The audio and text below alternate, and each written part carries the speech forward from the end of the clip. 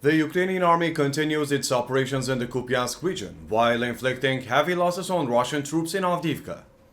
The Russians continue to suffer serious losses in their attacks in and around Kupiansk. Finally, Russian invaders with tanks attempted an unsuccessful attack on the 14th Mechanized Brigade positions in the Kupiansk sector. The 14th Mechanized Brigade announced that they neutralized 3 Russian tanks. The Ukrainian army did not stop conducting reconnaissance operations in the area. It was continuing its offensive operations against Russian positions by following the movements of the Russians.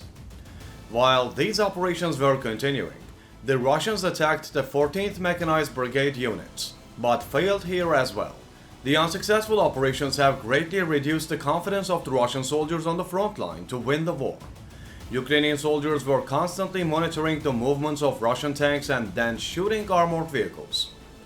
In addition, the commander of the ground forces, Alexander Syrsky, reported that the Russians were using former Wagner PMC fighters in offensive operations in the direction of Kupiansk. Alexander Syrsky also stated that the Russians had no success in the Kupiansk region. The General Staff of the Armed Forces of Ukraine reported that the defense forces in the Kupiansk sector repelled 7 Russian attacks in Sinkivka, in Kharkiv region, and Novoselivsk in Luhansk region. How do you assess the unsuccessful offensive operations of the Russian army in and around Kupiansk? Do you think the Ukrainian army will be able to completely clear the Russians from Kupiansk?